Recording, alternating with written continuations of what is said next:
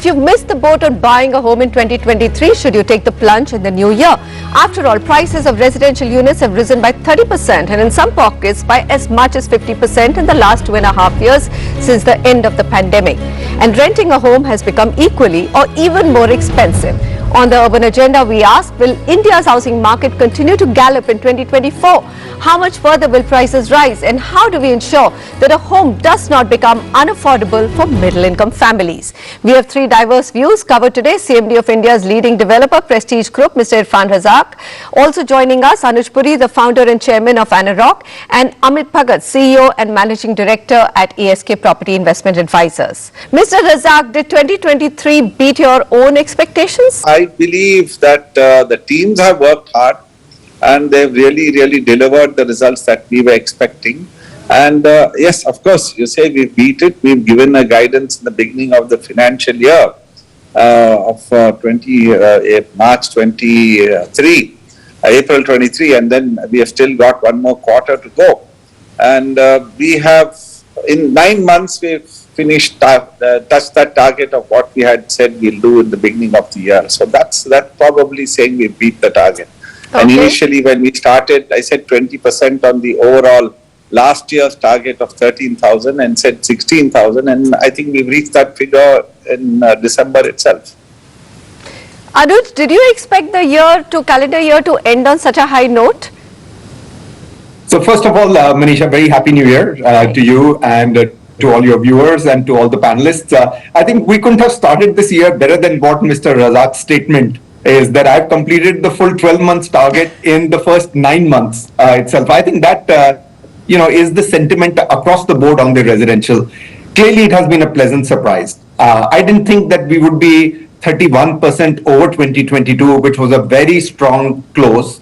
And I did not expect that the supply will continue to come in. So, another 25% increase in the supply.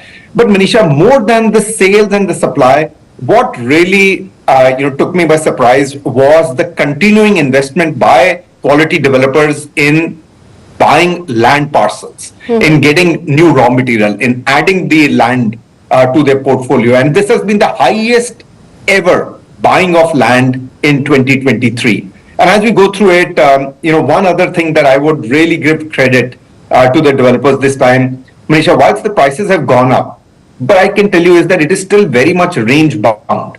For many years, they had not passed on the price rise to the buyer. And, you started the show by saying is that over the last 2.5, 3 years, there has been a significant price rise. It is true, but it was also one, catch up. Second is, Manisha, easily the developers could have pushed in a lot more price rise. I think they've been really focused. I mean, look at Mr. Razak today. I mean, when he is launching, he can easily stop the launch midway and not have 100% of it sold at the same price. But it is all about the momentum, the cash, the sale, to bring down the debt, to move. And that is what mature, market really does. Amit, though for the end customer and the buyer, he only looks at the headlines. He's forgotten that there wasn't much of a price increase for several years.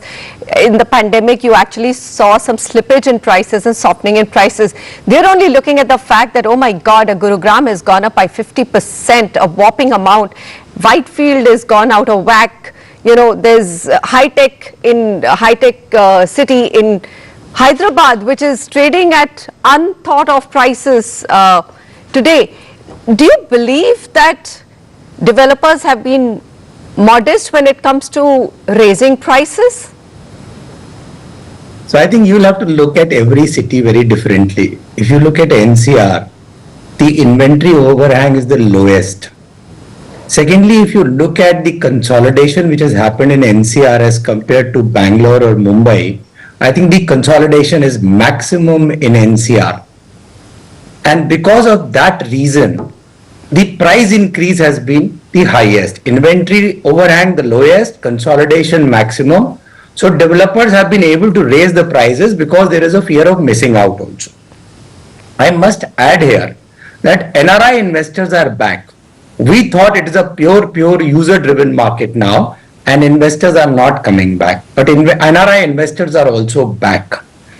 But if you look at the most sensible markets like say Bangalore, Chennai, Pune, the price rise has not been as much as NCR Financial services doing very well post-COVID has impacted the prices more in Mumbai, and probably the range in Mumbai will be 20 to 40, and probably NCR will be 50 plus, and Noida, because there was no fresh land allotment, the price increase has been far more. So you'll have to look at different pockets. Second difference which I see which is very noticeable is the customer is willing to pay for an experience now. And if the amenities, brand, quality, experience, neighborhood is different, the two adjoining projects can have a different price points completely. Right. And that is a difference in the buying behavior post-COVID. And that is specifically noticeable in the National Capital Region markets, because you had so much of weaning out of developers to be done in this market, and quality differentiation is quite remarkable or stark. Mr. Razak, you would already have your 2024 plans laid out. What is your own sense in terms of prices and demand in the coming year? I believe that price should not go up very high very soon. It has corrected itself over a period of time only because of the raw material as well as the construction cost, and it's reached a certain point now. And if for the prices to go up more than this, it will be counterproductive. That the momentum will slow down, the demand will slow down, and people will think 10 times over to commit themselves. So while we are doing what we are doing, and of course we do need the momentum, we do need the sales, but at the same time we have to see that the price is balanced, the customer accepts the pricing, and we have to tightrope walk has to be done all the time, and that's the sensible way of doing business. If we increase the price too quickly, too high, then we'll be sitting only quoting prices and not doing business. So what I'm hearing from you, Mr. Razak, is that the demand momentum will continue, and Yes. developers have to be very cautious when they look at raising prices, and they should not go beyond what the buying capacity is. It's not an inelastic market even with the momentum. Anuj, would you agree? Because in some markets there's a lot of market making happening. I don't want to name the developer, I don't want to name the market, but suddenly that's also created a sense of FOMO. People are actually calling me up and saying, we own a home, but do you think we should invest in one, looking at the way prices are going? And I'm like stumped, I don't know what to say. I'll endorse both the statements that Mr. Razak said, Manisha. First is on the demand. I do feel is that demand is here to stay. It'll continue. Largely end user. Amit is right, is that the NRIs are back. I think DLF made a statement yesterday that 20% of their buyers today are NRIs, but largely, Manisha, even if they're investors, they're long-term investors. They're not speculators. They're not short-term investors. So which, progresses well for the market. The second is, I was thinking, as Mr. Razak was saying about the statement, 5-7 years ago, Manisha, statement would have been of pride that the price increase is happening, 50% price increase, 60% price increase. I am like, wow, that is the maturity with which, some of these listed developers or leading unlisted developers are really believing in the way that the market has to behave. Price rise will happen, but to my mind, Manisha, it is 8 to 12%, and that price rise is essentially just passing the inflationary, cost to the home buyer, not necessarily saying is that let's increase the price because we have the buyers today, and let's try and skim the market as quickly as we can. Okay. I think this is here to stay. This is a mature market. This is a professional market, and hence the consolidation has taken place. Consolidation has taken place, Amit, Bhagat, but there are also new players who are entering the market, especially a market like Mumbai. Give me a sense of what you feel is something to keep an eye on for 2024, something that may not work out or could, probably puncture this momentum.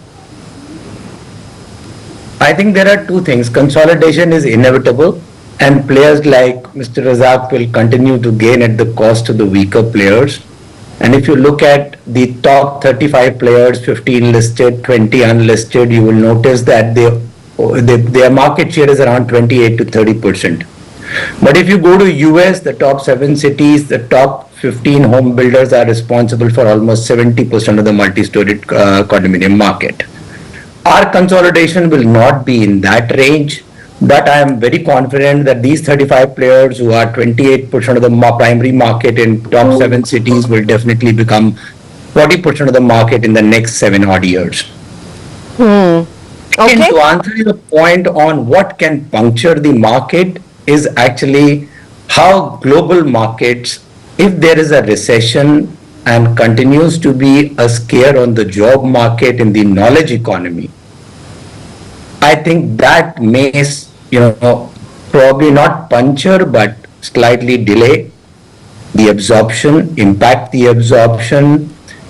As far as price is concerned, it's a question of fear of missing out, whether it is equity or real estate. When there is a fear of missing out and the inventory overhang becomes very low, less than 10, less than 8, which is happening in certain cities, then obviously developers are here to make profit. And Mr. Razak has rightly mentioned, the reality index may have given the best returns, but the PAT margins of most of the real estate companies are still in single digit. So if there is 70% product sold and your location is better than others and this location has only 5 months of inventory, you will definitely raise prices. So if there is a fear of missing out and this situation arrives, the price rise will definitely happen. Okay, but more modest. I'm hoping that for our viewers, but price rise also, I'm looking at, what price points are projects getting launched at, and the 40 to 60 lakh rupee units are actually disappearing from the market. And if I look at a home loan EMI on a 50 lakh home loan, today at 9%, if the period is 20 years, you would end up paying almost 50,000 as your EMI. When we return, I would like to ask my panelists, what can be done to keep prices affordable and encourage home ownership for India's vast middle income families? Because it seems to me that that segment is beginning to get lesser and lesser options. Stay with us.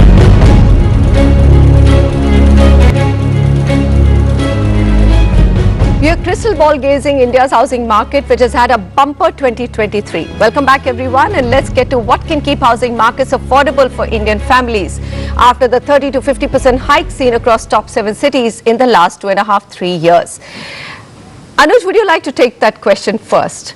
Developers are actually, even somebody like Signature Global is saying, I'm moving to premium projects. I don't want to do mid-income housing anymore. I think there are 3 or 4 things, and I'll quickly cover it, Manisha. One is that the demand has really moved into bigger, better, and hence that is where the developers are servicing the demand because it has moved to premium and luxury. The second is, Manisha, the cost of land has really, really ballooned at this moment in time. And, for them, the math is just not working for smaller homes between 40 to 60 lakhs. The answer for that is going to come in, Manisha, automatically.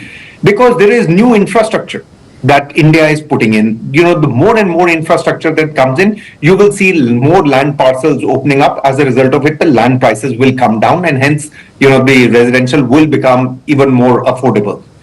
The third is that the cost of construction, hopefully at some stage inflation will start to rein in. And as a result of it, you will not start to see the property prices continuing to go up. My thought is that the interest rates will remain pretty much harnessed and hence the EMI on the interest will remain under control.